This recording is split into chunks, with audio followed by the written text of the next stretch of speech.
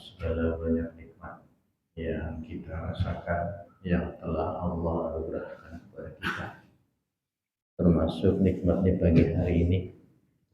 Allah kembali bangunkan kita dalam keadaan sehat walafiat, dalam keadaan tetap beriman kepadanya, sehingga dengan sehat dan iman tersebut kita bisa hadir di tempat ini dalam rangka melaksanakan hak Allah.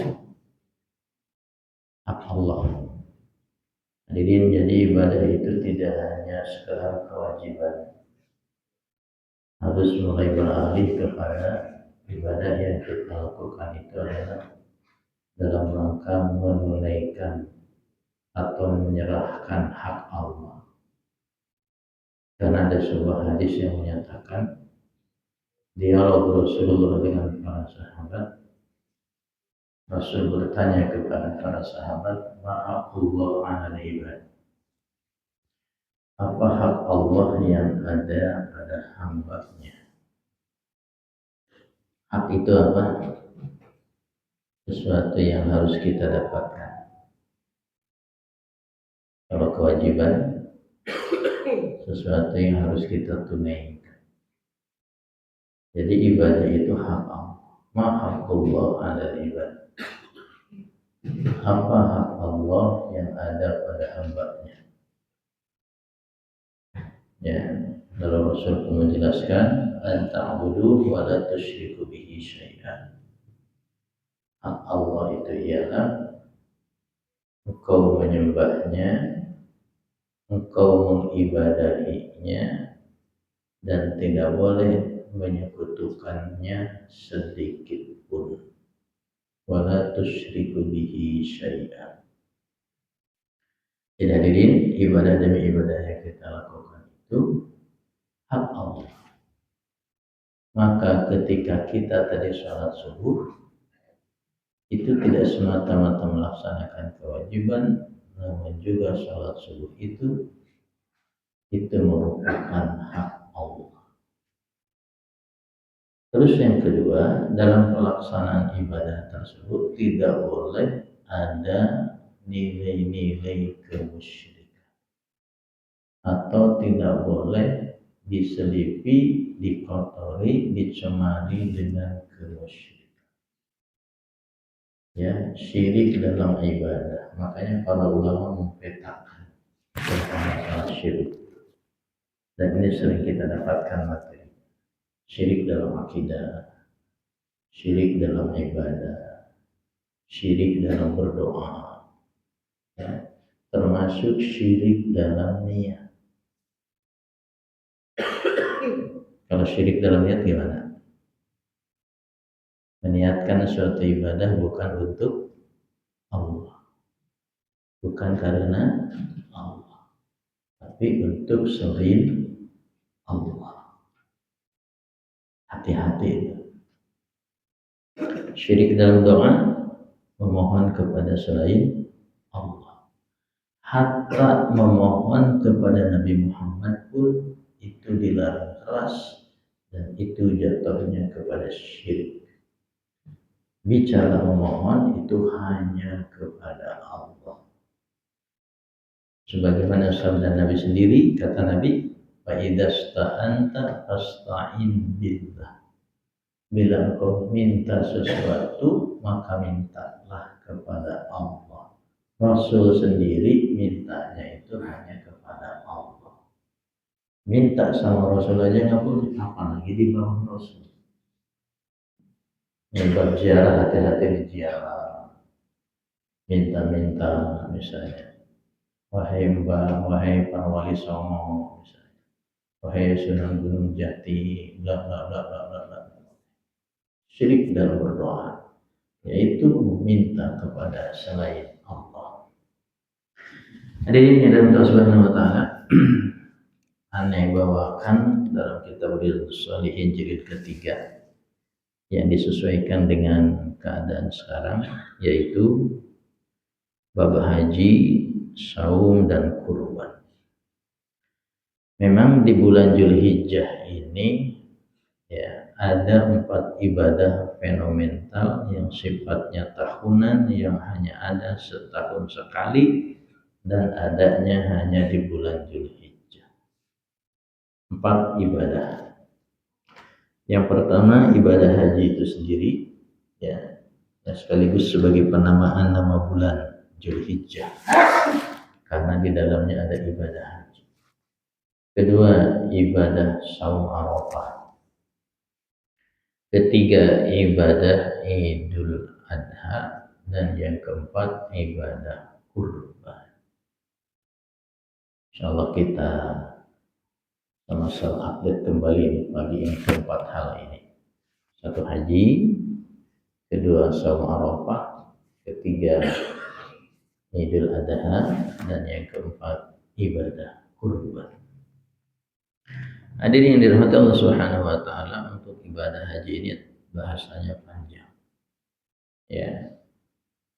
Karena memang haji itu sebuah ibadah tersendiri yang pelaksanaannya itu memakan waktu 6 hari. 7 dengan umrohnya. 8 Zulhijjah, 9, 10, 11, 12 sampai 13. Tambah di awal kalau haji tamattu umroh. Ya, berarti seminggu. Pelaksanaan ibadah haji dan umroh. Bicara haji dan umroh sekilas saja. Allah berfirman di surat Al-Baqarah ayat 196. Kata Allah Subhanahu wa taala, "Wa atimul hajja wal umrata." Sempurnakanlah ibadah haji dan umroh karena Allah. Sempurnakanlah wa atimu ibadah hajimu dan umroh karena Allah.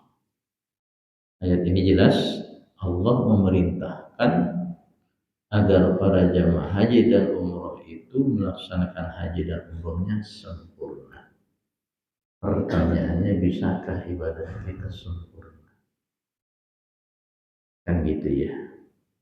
Bisakah ibadah kita sempurna? Jawabannya bisa. Apa ya Ustaz sempurna ibadah kita? Bisa. Buktinya Allah nyuruh. Tidak mungkin Allah nyuruh menyempurnakan kalau kita tidak bisa sempurna. Apalagi Islam ini ajaran yang sudah sempurna. Maka kalau ditanya dengan pertanyaan berikutnya, dengan cara apa atau bagaimana agar ibadah kita sempurna? Kalau tadi bisakah ibadah kita sempurna? Bisa. Bagaimana caranya? Nah ini. Caranya mudah. Jawabannya, pelaksanaannya betul waktu. Jawabannya adalah bila sesuai dengan perintah Allah dan contoh Rasul, maka ibadah itu sempurna. Sebuah contoh. Salat 5 waktu yang wajib itu, dari sisi waktu pelaksanaan dan tempat pelaksanaan, maka akan sempurna dilaksanakannya apabila dilaksanakan di masjid berjamaah di awal waktu. Masjid berjamaah di awal waktu. Dari sudut ini sudah sempurnalah pelaksanaan salat 5 waktu karena 3 kriteria ini diperintahkan oleh Allah dan Rasulnya, dan dalam pelaksanaannya sesuai dengan perintah Allah dan contoh Rasulnya. Di masjid berjamaah di awal waktu sempurna. Kenapa? Sesuai dengan apa? Dengan ajaran yang sudah sempurna itu, yaitu Islam. Ibadah haji bisa dari sisi runutan, kaifiyat, dan tempat serta waktu pelaksanaan bisa sempurna. Satu, bila dilakukan di bulan Zulhijjah karena perintahnya begitu. Kedua, dilakukan di Mekah, bukan di Bogor. Ketiga, runutannya pas, 8 ke Mina, nginep di Mina sampai pagi, tanggal 9 pagi berangkat ke Arafah sampai duhur di sana khutbah Arafah sama sholat duhur di zaman takdim. Setelah itu wukuf di Arafah sampai menjelang maghrib, gitu urutannya. Tanggal 9 maghrib menjelang tanggal 10 ke Muzdalifah, mabit di Muzdalifah sampai tanggal 10 pagi. 10 pagi ke Masyaril Haram, Masyaril Haram masih ada di wilayah Muzdalifah. Tanggal 10 dari Muzdalifah, 4 ibadah haji laksanakan di tanggal 10. 1 tawaf ifadah, 2 lontar jumrah aqabah, 3 menyembelih hewan, keempat tahallul, potong rambut. Tanggal 10 itu. Selesai itu balik ke Mina untuk malam ke-11, mabit di Mina. Tanggal 11 melakukan 3 ibadah. 1 sih, tapi 3 sasaran. Apa itu 1? Jumroh. Yang di jumroh ulah wusta aqabah, balik ke tenda. Ya, sampai tanggal 11. 11 sama. Ulah wusta aqabah, balik lagi ke tenda. 12 ya, dan seterusnya sampai hari terakhir. Dari sudut pandang itu sempurnalah ibadah haji karena dilakoni sesuai dengan perintah Allah dan contoh Rasul. Jadi kalau ditanya bisakah ibadah kita sempurna? Bisa. Syaratnya pelajari, pahami ajaran dari Allah dan Rasul. Nah, disinilah tujuan ngaji, taklim, kajian-kajian kita itu untuk paling tidak mendekati sempurnanya ibadah kita. Sekali lagi, garis bawahi. Ngaji demi ngaji, taklim demi taklim yang kita ikuti mungkin tidak hanya di sini ke berbagai taklim dalam rangka paling tidak mendekati kesempurnaan ibadah. Syukur-syukur bisa pas sehingga sempurna. Tuh. Maka kita benahi ibadah kita dalam kajian, benahi akidah kita, benahi muamalah kita, benahi akhlak kita. Sesuai dengan ya garis besar ajaran Islam itu kan ya ada 3, akidah, ibadah, akhlak. Atau akidah, syariah, akhlak. Kata Syautut Muhammad Syautut. Akidah, syariah, akhlak. Syariah dibagi-bagi itu. Ya, pembagiannya. Nah, jadi kembali ke ayat tadi, Allah memerintahkan kepada kita agar kita menyempurnakan ibadah haji dan umrah. Sempurnanya sebuah ibadah apabila sesuai dengan ajaran Allah dan Rasul-Nya. Udah, selesai begitu. Tinggal nanti dilengkapi bacaannya apa aja. Terus sistem hajinya mau pakai yang mana? Mau pakai tamattu kah, ifrad kah, atau qiran kah? Kalau kita kebanyakannya haji tamattu. Tamattu itu ialah umroh dulu baru haji. Ya, tamattu dari kalimat tamatta'a, ya tamatta'u tamattu'an artinya bersenang-senang. Kalau dipelesetkan dengan orang-orang Jawa namanya tamattu itu tangi, mangan dan turu. Ya, ya tangi, mangan dan turu itu kan bersenang-senang. Ya, di Quran juga begitu. Dan kalimat tamattu itu di Quran di surat Ibrahim misalnya dialamatkan kepada orang-orang kafir. Apa kata Allah? Qul tamatta'u fa inna masirakum ilan nar. Sampaikan kepada orang-orang kafir, tamatta'u, bersenang-senanglah kalian di dunia ini. Fa inna masirakum ilan nar, karena nanti di akhirat kalian tempat tinggalnya di neraka. Puas-puasin silahkan dunia ini, karena nanti kamu akan dilemparkan. Jadi tamattu itu bersenang-senang. Maknanya apa dalam proses haji umroh? Yaitu kita datang ke Mekah umroh dulu. Nih kemarin nih Jamaah haji yang gelombang pertama hari pertama langsung Madinah. Dari Madinah seminggu disitulah. Ya lalu ke Mekah. Nyampe Mekah umroh. Selesai umroh sampai nanti tanggal 20 berapa tuh? Ya tanggal 8 Zulhijjah gitu ya. Ya, itu dia tamat tuh. Senang-senang dalam arti tidak disebutkan lagi dengan ibadah haji dan umroh. Umrohnya sudah, tinggal menunggu haji. Selama menunggu haji itulah paling dia disebutkan dengan ibadah di Masjidil Haram, sholat lima waktu, baca Quran. Selebihnya ziarah dan jalan-jalan.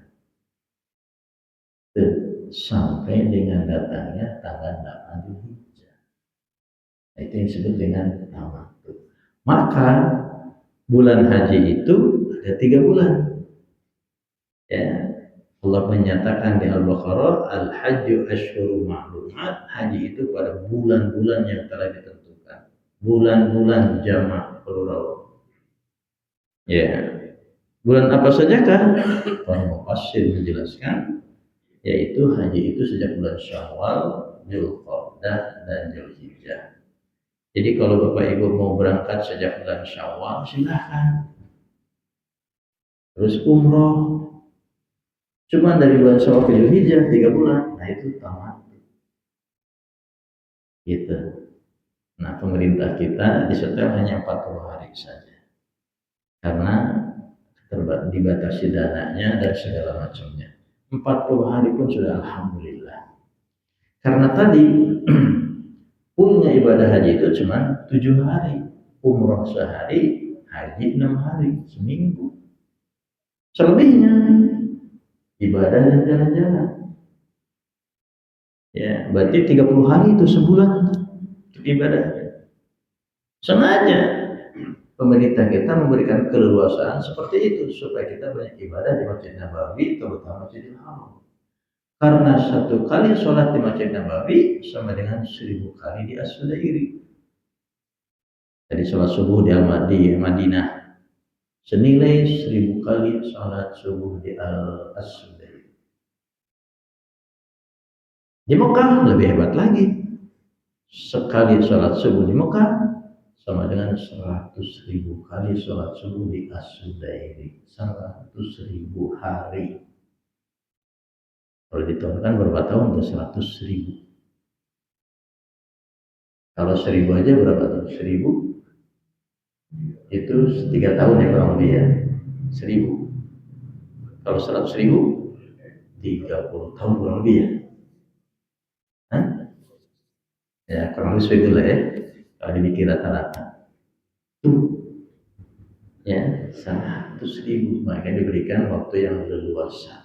Mumpung ke sana, mumpung di sana, maka diberikanlah waktu yang leluasa sampai diberikan waktu 1 bulan. Nah itu baru pulang. Nah itu hadirin ya, proses perjalanan ibadah haji dan ibadah umrah. Bila prosesnya sudah seperti tadi, minimal rutenya tadi, maka itu sudah sempurna. Tinggal ya kehusuannya. Kayak sholat tadi, sempurna di masjid. Adapun masalah khusyuk dan tidak, nah itu baru fluktuatif. Ada yang khusyuk, benar-benar khusyuk, ada juga yang pikirannya banyak keganggu, ngelamun kemana-mana.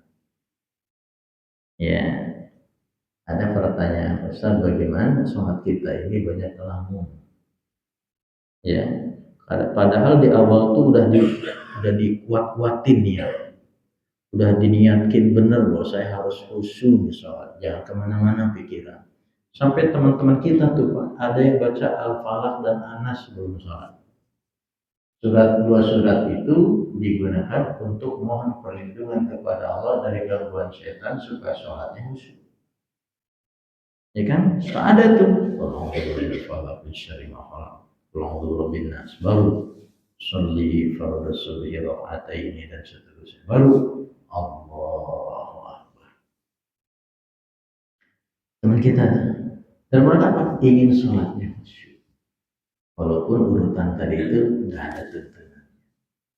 Ya, tidak ada tuntunannya. Kata Nabi, idza qumta ila shalat fa asbighil wudu'a summa istaqbilil qiblah fakabbir. Bila engkau mau salat, sempurnakan wudu, lalu menghadap kiblat, lalulah takbir Allahu Akbar. Dari Nabi seperti itu. Tapi teman kita tadi saking ingin salatnya itu khusyuk. Tapi walaupun sudah baca itu, juga masih juga lagi dalam salat itu pikiran kemana-mana. Nah ini juga dikeluhkan oleh para sahabat dan diadukan kepada Nabi. Apa jawaban Nabi kita yang mulia? Mungkin jawaban sudah pada tahu. Ya, kata Salam kurang lebih begini. Laksana seorang anak, ya baru berjalan melangkah, ya menuju ke ibunya. Ya, kalau dari sana dari jarak 5 meter. Si anak menuju ke ibunya, maka si anak ini ketika menuju ke ibunya, jalan kadang jatuh, dan seterusnya. Kadang dia tergoda, teralihkan dengan yang lainnya di kanan kiri, tapi tetap jalan lagi. Ujung-ujungnya si anak ini sampai ke ibunya. Artinya, salat kita itu ketika kita teralihkan dengan pikiran kemana-mana, kembali fokuskan ke bacaan salat. Fokus lagi, kadang lagi pikiran muncul, fokuskan lagi, lama-lama sampai kepada Allah. Karena pengen juga kita dari awal sampai akhir fokus, khusyuk. Kayaknya ada yang udah pernah begitu belum tuh? Kayaknya ya, ada aja itu pikiran itu melintas. Tapi ketika pikiran itu melintas, fokuskan lagi ke sholat. Maka di sinilah pentingnya kita memahami bacaan-bacaan dalam sholat. Ketika kita memahami bacaan-bacaan dalam sholat, itu membantu banget sholat kita khusyuk, fokus, dan khidmat, sehingga terbuai dengan isi kandungan yang ada dalam bacaan sholat tersebut. Itu. Tapi kalau tidak hafal, kalau tidak paham, ini rentan. Ya, rentan. Tapi kadang Pak, ketika kita memahami juga, kadang kemana-mana juga lagi. Pengalaman saya kadang gitu ya. Membayangkan makna ayat itu, kandungan itu. Kadang jumlah rakaat lupa. Saking memaknainya. Itulah.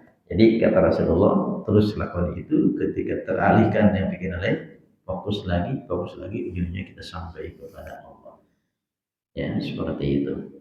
Jadi hadirin, urusan khusyuk, ya itu mungkin sisi lain, tapi ketika dari sisi pelaksanaan, tempat, dan waktu, serta kaifiat dan urutan, itu sholat bisa kita sempurna, sesempurna mungkin, sesuai dengan perintah Allah. Tadi dalam urusan haji, wa atimul hajja wa umrata lillah. Dalam urusan wudu juga Nabi begitu. Apa kata Nabi? Asbighil wudu, sempurnakanlah wudumu. Berarti bisa wudu kita sempurna. Buktinya Nabi nyuruh. Tidak mungkin Nabi nyuruh kalau kita nggak sempurna. Ya, bagaimana wudu kita akan sempurna? Contoh Nabi.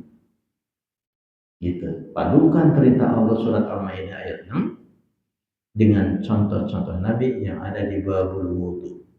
Praktekkan dalam kehidupan, maka sempurnalah ibadah wudu tersebut. Jadi kesimpulannya, ibadah kita itu sempurna, dan sempurnanya ibadah kita itu apabila sesuai dengan perintah Allah dan contoh Rasul. Nah, ngaji demi ngaji yang kita lakukan ini adalah dalam rangka mengarah ke sana, yaitu sempurnanya ibadah kita.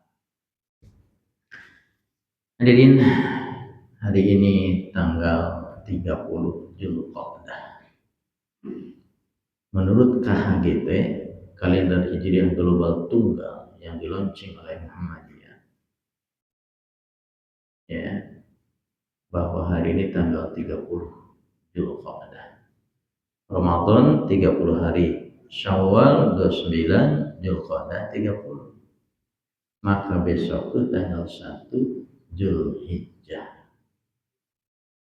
Nah, kami ingatkan kembali bagi teman-teman jamaah yang ingin berkurban, sudah niat berkurban, Sebagaimana anjuran Rasul, tahan diri untuk tidak memotong kuku dan rambut sejak tanggal 1 Dzulhijjah sampai hewan kurbannya disembelih.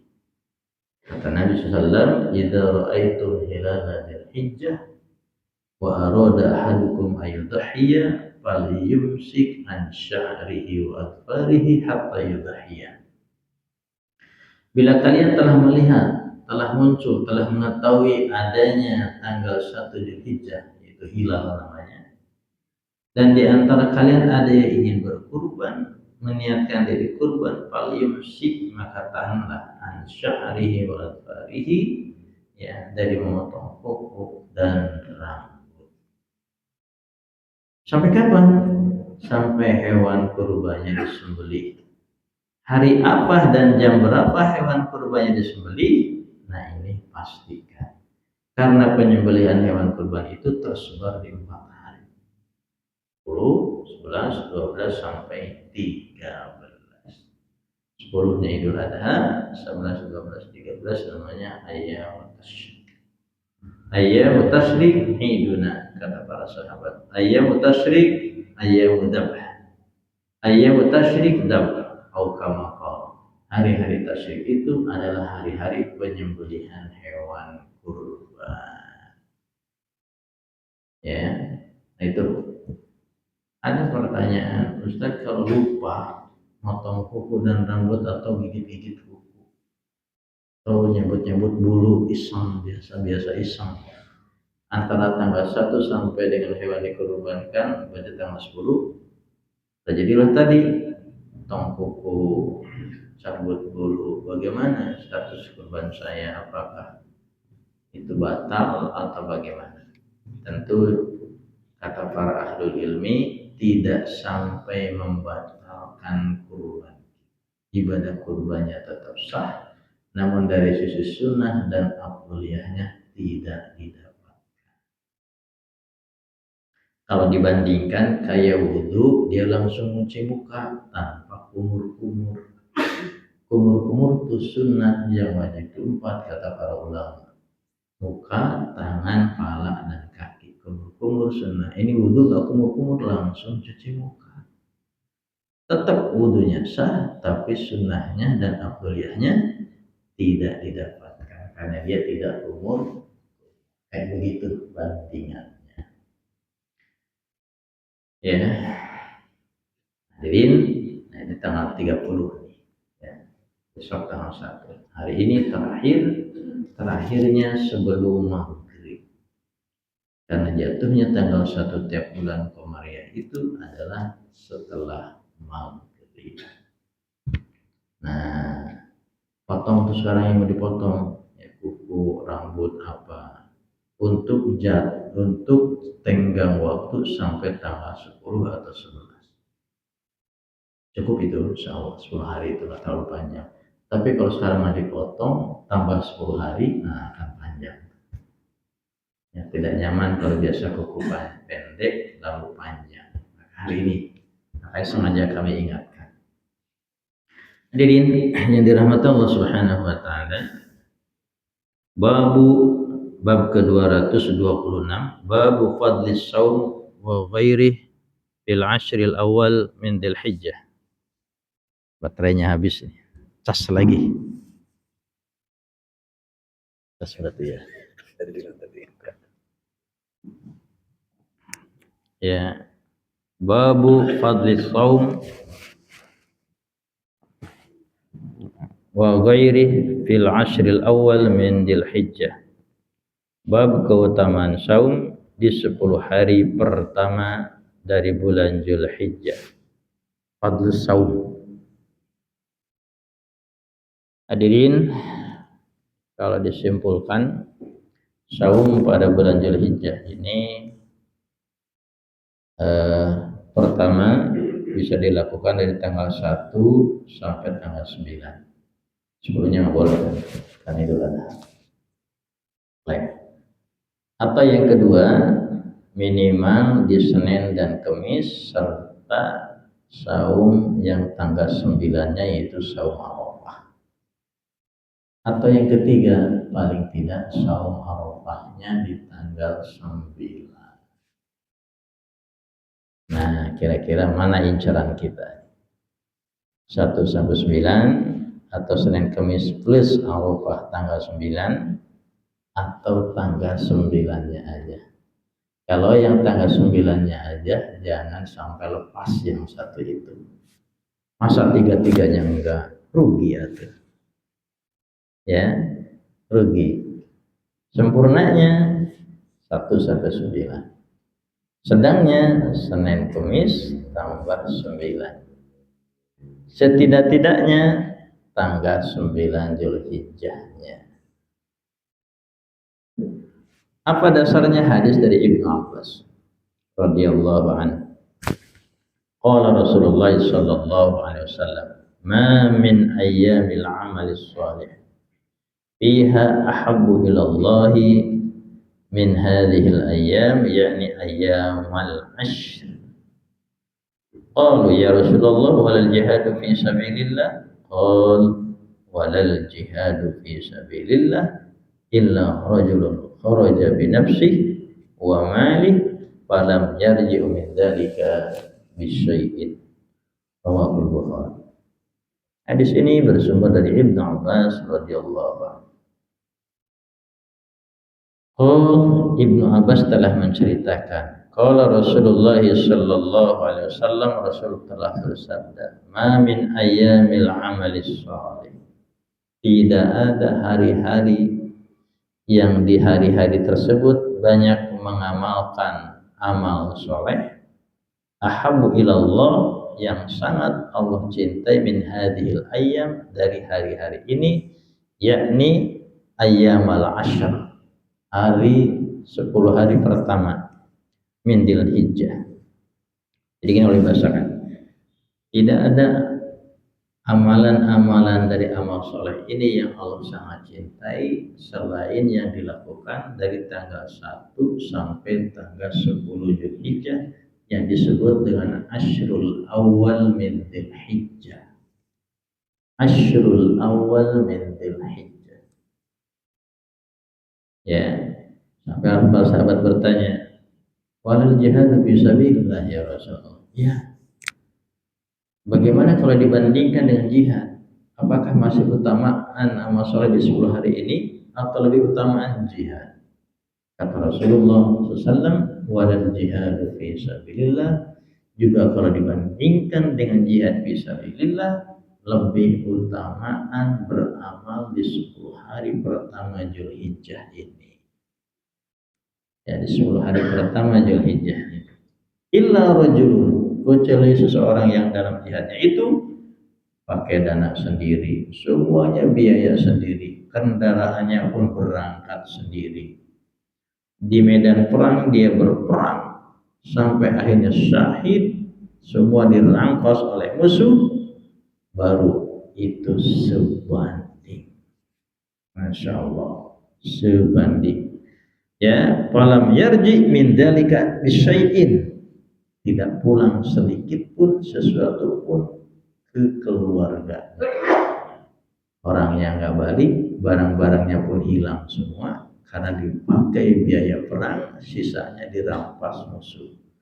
Baru sebanding dengan jihad seperti itu. Inilah Allah mengistimewakan bulan Dzulhijjah, terutama tanggal 1 sampai 10. Hadis ini yang saya baca sahih menurut para ahli hadis yang diriwayatkan oleh Bukhari. Nah, pertanyaannya, amal soleh apa sajakah yang harus kita kerjakan di tanggal 10 Dzulhijjah ini? Dalam syarahnya Syekh Shalih Al-Utsaimin, karena hadis ini disyarah oleh beliau, kitab ini disyarah oleh beliau, wa qauluhu al-amalus shalih ya yashmulus shalah. Adapun amal-amal soleh yang dimaksud di hadis tadi itu, kata beliau, pertama ibadah sholat. Ingat, sholat yang disyariatkan baik wajib maupun sunnah. Berarti yang wajib tetap jalan, yang sunnah yang jarang-jarang diperbanyak. Ya, tingkatkan amal soleh, sholat. Tinggal kita data sholat sunnah apa sajakah nih. Mulai dari bangun pagi, sebelum subuh tahajud dengan witirnya. Datang subuh, qobliyah subuh. Datang ke masjid, tahiyatul masjid. Habis kajian, syuruk. Siangnya lagi, duha. Datang subuh, datang duhur. Nah, kembali lagi tuh, qobliyah, ba'diyah. Duhur, qobliyah bisa 4, ba'diyah bisa 4. Tuh. Ya, duhur tuh 4 sebelumnya. Asar, maghrib, isya, terus sampai kembali tidur lagi, bangun terus selama 10 hari. Itu sholat. Ya, tinggal kita data itu. Yang kedua, wassodakoh, sedekah. Kalau hari-hari biasa agak jarang, nah di 10 hari terakhir ini perbanyak atau persering sesuai kemampuan kita.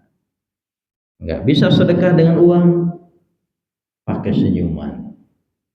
Karena kata Nabi, tabassumuka li akhika shadaqatul.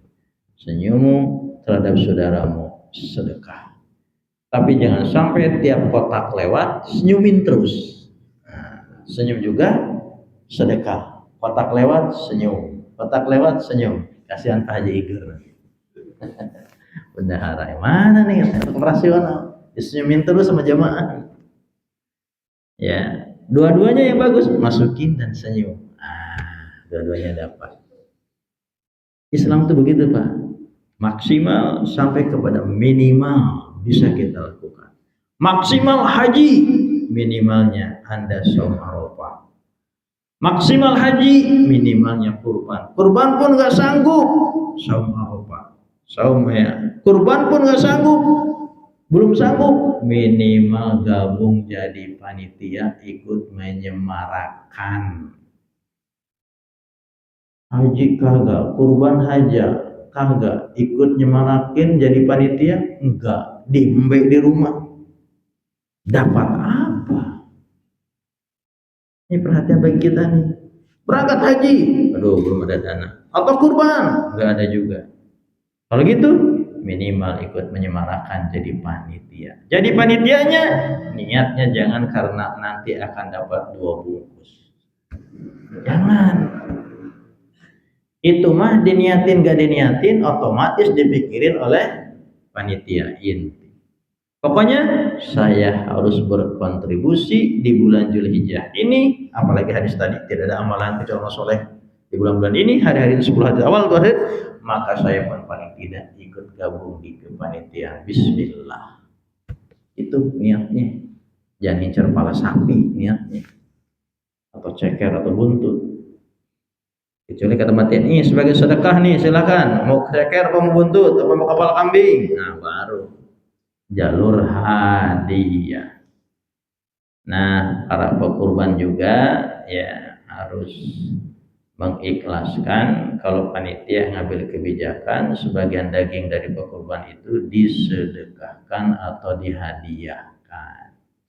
Jadi panitia itu bukan dapat upah tapi hadiah. Ustadz sama aja. Upah hadiah kan 2 bungkus juga. Iya, kalau lihat bungkusannya sama, tapi kalau lihat akad dan pemberangkatannya berbeda. Kalimat sama antara syariah dan bukan syariah itu kalimat orang-orang musyrikin Mekah. Jangan ditiru, sama aja. Karena musyrikin Mekah memandang riba dan jual beli itu sama aja. Sering saya ilustrasikan. Pinjemin uang 1 juta ke orang lain. Kita syaratkan, nih ada 1 juta, tapi kamu harus mengembalikan 1.200.000. Untung 200. Ya, karena minjemin uang. Ilustrasi yang lain, ini kita jualan, ada handphone harganya modalnya 1 juta, dijual 1.200.000, untung 200. Tuh kan sama-sama untung 200, berarti sama aja dong. Jual beli dan riba. Itulah kata-kata itu diabadikan oleh Allah di surat Al-Baqarah. Ya, innamal bai'u mislur riba, kata musyrikin Mekah. Ya, jual beli itu sama saja dengan riba, sama-sama untung. Kalau itu terus tadi sama-sama untung 200 dari modal 1 juta. Padahal beda. Yang satu halal jual beli, yang satu haram riba. Apa yang menyebabkan halal dan haram padahal ujung-ujungnya sama-sama dapat 200? Yang membuat halal dan haram itu adalah yang satu pakai syariat Allah, menggunakan akad dari Allah, yang satu lagi menggunakan sistem jahiliyah. Itulah yang membuat halal dan haram. Ini juga sama tuh masalah daging. Jangan kalimat upah, tapi hadiah. Ya, seperti itu. Dudukan hukum, tempatkan hukum pada tempatnya. Itulah adilnya di dalam ya menempatkan hukum. Kembali hadirin seperti itu ya. Jadi amal-amal sholat itu satu sholat, kedua sedekah, tiga siam, saum. Tadi saya sudah dijelaskan 1-9 atau Senin Kamis lalu plus Arafah atau Arafah saja. Yang keempat, zikir, banyak zikir.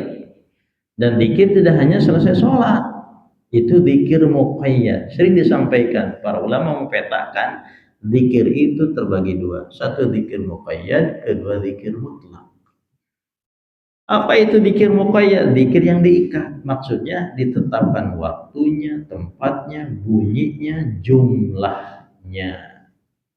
Tempat, waktu, kalimatnya, maksudnya bunyi di sini, dan jumlahnya.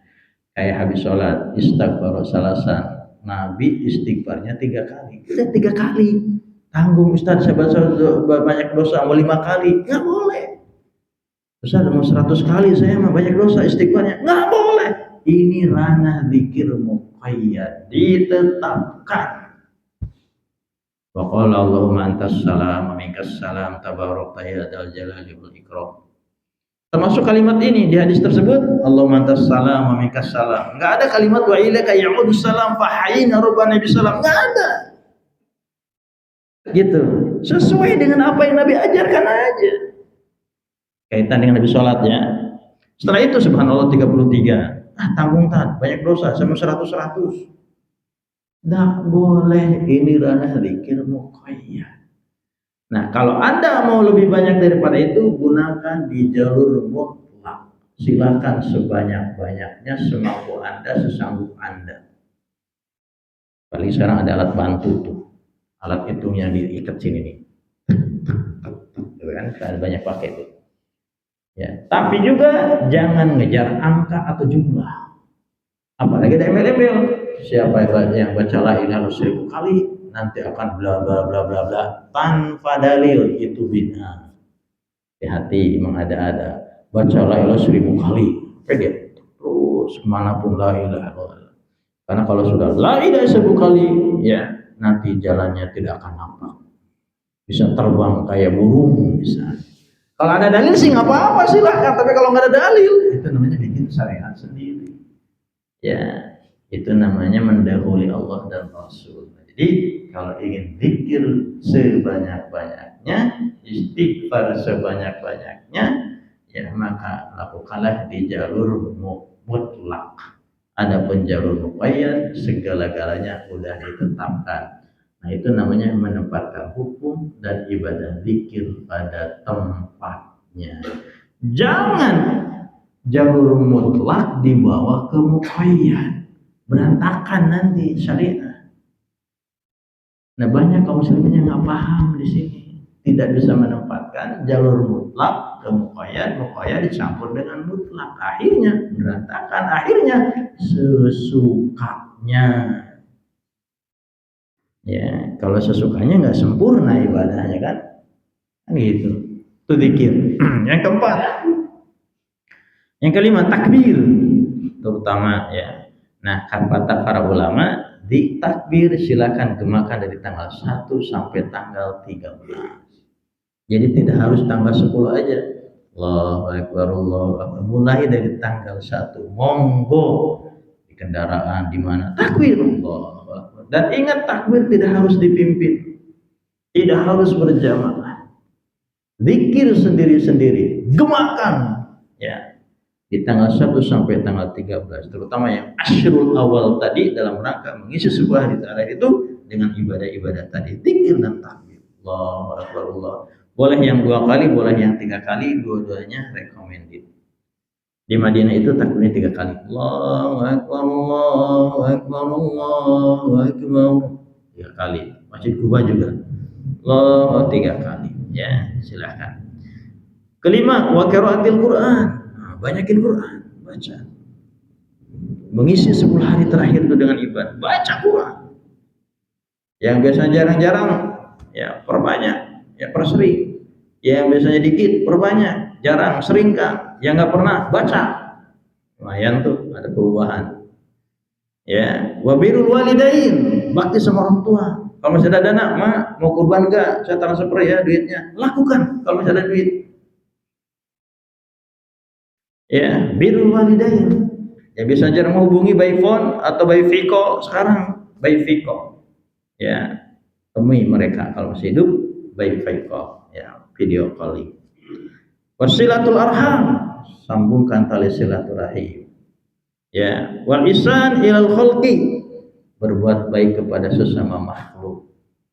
Khalqi, baik manusia maupun alam dan hewan. Yang biasa buang sembarangan sampah, enggak lagi, buanglah pada tempatnya. Itu berbuat baik sama alam namanya. Ya, tangan iseng lewat ada bunga peti, iseng buang, kesek-kesek, hentikan itu. Ya, itu menyakiti makhluk Allah, kecuali kalau dibutuhkan. Ya, wa husnil jawar au jiwar, berbuat baik kepada tetangga. Nah, termasuk nanti kalau kita kurban, ya ada tetangga non muslim, kasih. Karena non muslim punya hak sebagai tetangga. Ya, tetangga itu ada yang dapat 1 hak, ada dapat yang 2 hak dan 3 hak. Ini juga sering disampaikan. Update kembali ya, yang dapat 1 hak itu dia tidak seakidah, bukan saudara seislam, seiman, bukan saudara senasab, tapi dia adalah sebagai tetangga. Maka dia punya hak dari jalur tetangga. Kita punya rezeki, kasih dia. Mereka minta bantuan, kasih bantuan. Selama bantuan itu bukan urusan akidah dan ibadah. Kalau urusan akidah dan ibadah dilarang. Kelas lakum dinukum waliyadin. Ya. Kullul amal, dan amal-amal soleh yang lainnya. Hadirin ya, tentang 1 sampai 10 Zulhijjah yang disebut dengan Ashrul Awal min Dzulhijjah. Terakhir bab ke-227, bab qadhi shaumi yaumi Arafah wa Asyura wa Tasu'a.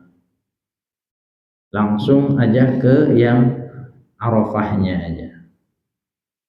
An Abi Qatadah radhiyallahu anhu qala suila Rasulullah sallam an shaumi yaumi Arafah. Qal yukaffiru sanah madiyah wal baqiyah. Rasul telah ditanya, Rasulullah telah ditanya tentang saum Arafah.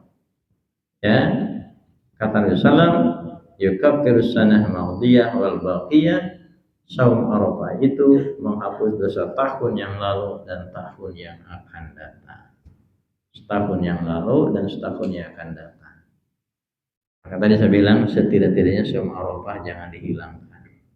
Jangan sampai dilewatkan. Rugi karena dosa kita tetap awet kalau tidak puasa Arafah. Tapi kalau dengan puasa Arafah, dosa tahun lalu dan yang akan datang saja ini belum terjadi dosanya, sudah dapat garansi dari Allah, dosanya diampuni. Inilah bukti Allah itu mengajarkan rahmatan lil alamin, ya, menebar kebaikan bagi seluruh alam dan bagi seluruh makhluk-makhluknya.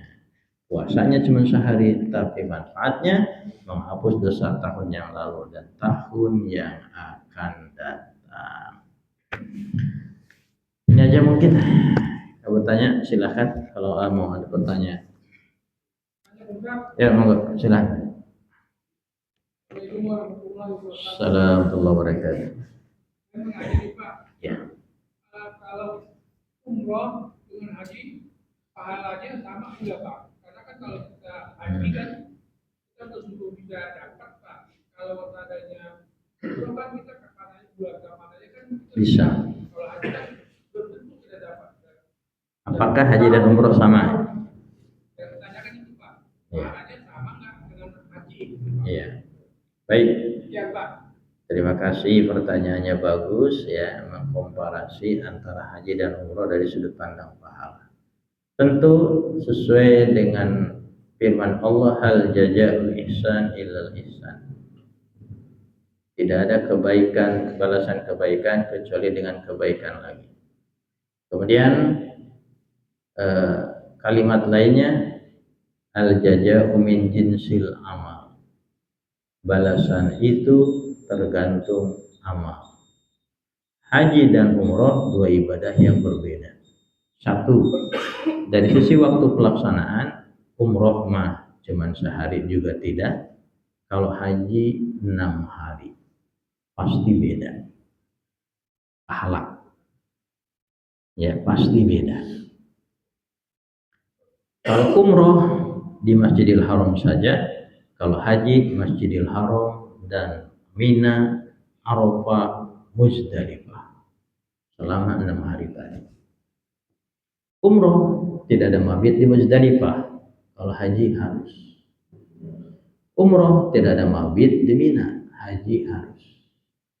Umroh tidak ada lontar jumroh, haji harus. Umroh tidak ada menyembelih hewan kurban, haji. Kalau haji harus. Kesimpulannya, haji dan umroh beda pelaksanaan, beda pengorbanan, dan beda waktu dan tenaga. Lebih banyakkan haji. Maka sesuai kaidah tadi, al jazaa'u min jinsil amal, maka pasti pahalanya pun berbeda. Jelas Pak ya? Berbeda.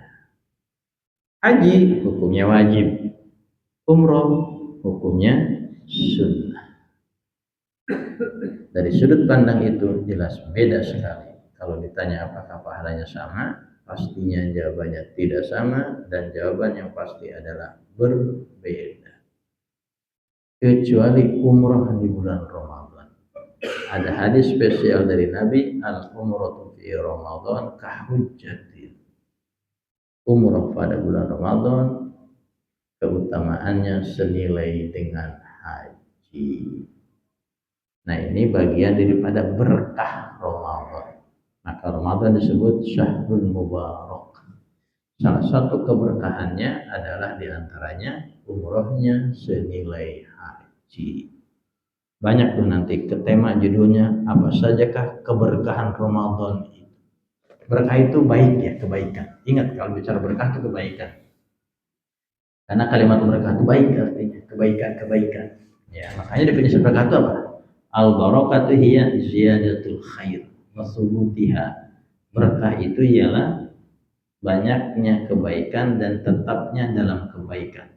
Orang yang hidupnya berkah, kebaikannya semakin bertambah, semakin meningkat, dan tetap dalam nilai-nilai kebaikan. Itu orang hidup berkah. Ya, berkah tidak ada konotasi dengan banyaknya harta. Banyak harta belum tentu berkah, malah itu malapetaka.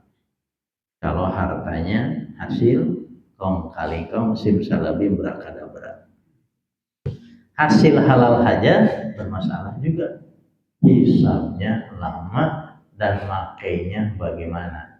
Kita punya usaha halal, numpuk duit banyak, tidak titik, dikemana ini duit? Tuh, mikir ngeluarinnya. Terus hisabnya pun lama nanti. Kenapa? Karena hartanya banyak. Makanya miskin yang soleh dan solihah cepat ke surganya. Karena hisabnya sebentar, hisabnya sedikit. Kalau yang kaya punya apartemen sekian, villa sekian, mobil sekian, dari mana yang kita dapatkan? Ditanya itu, diverifikasi sama Allah langsung lagi. Min aina yaktasibu ma bima anfaqo. Itu apartemen 2 diisi apa, dipakai apa, kosong apa ada manfaatnya. Tuh. Itu sudah punya tuh. Dari mana tuh duit Anda? Bukankah Anda golongan 4E, 4B? Kok bisa dapat apartemen 2 misalnya? Kok bisa punya villa, mobil ganti-ganti? Padahal Anda kan golongan 4. Berapa golongan 4 itu? Ditanya itu. Oh, saya punya bisnisan. Bisnisnya apa? Kan gitu. Tanya lagi itu. Ya. Jadi enaknya begitu tuh yang miskin. Ya. Jadi kembali ke pertanyaan tadi, pastinya berbeda, Pak. Allah a'lam bishawab. Dari gitu. Monggo, Pak.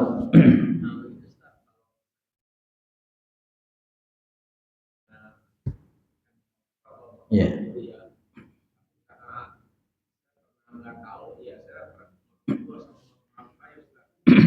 Bagaimana tuh ya? Ya. Hmm. Ya. Oh iya, baik. Tadi udah sampaikan.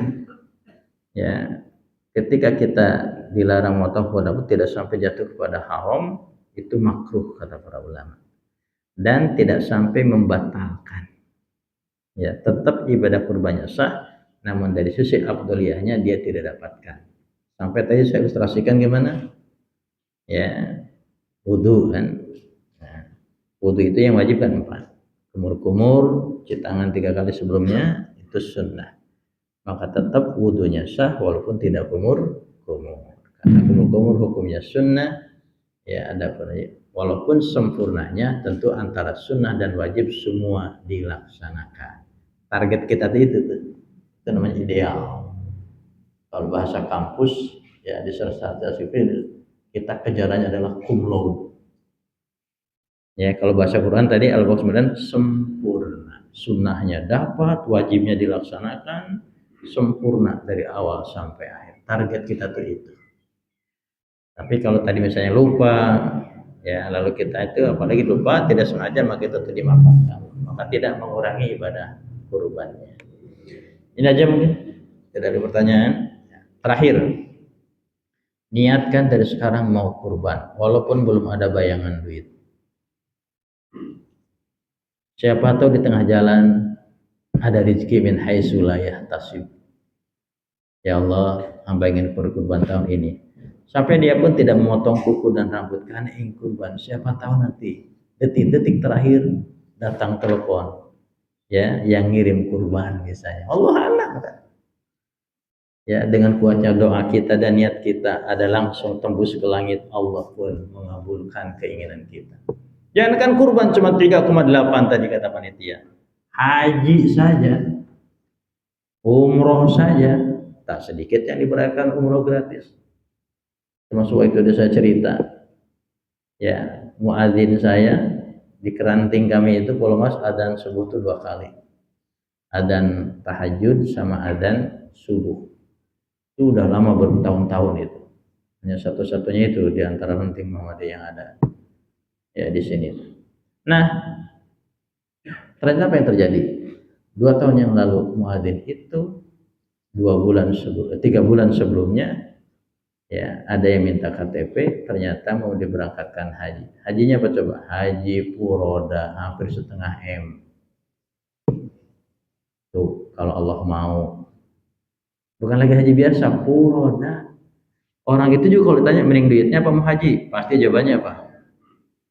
Tapi di langsung peta KTP suruh berangkat. Bukan lagi umroh, haji pun biasa Puroda. Apa sekarang Puroda udah nggak itu?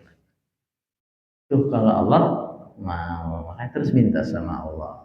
Jadi walaupun udah bayangan niatkan dari sekarang, tidak mau tahu kuliah rambut, terus doa sama Allah, ya Allah hamba ingin kurban tahun ini.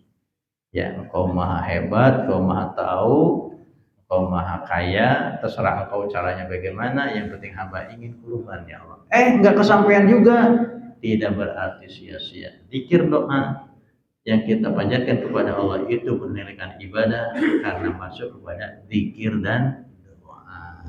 Ya, itu selamat menunaikan ibadah kurban. Semoga sehat selalu dan Allah mampukan kita tahun ini untuk melaksanakan ibadah kurban. Enggak bisa juga hadir jadi panitia ikut menyemarakan. Assalamualaikum warahmatullahi wabarakatuh. Waalaikumsalam.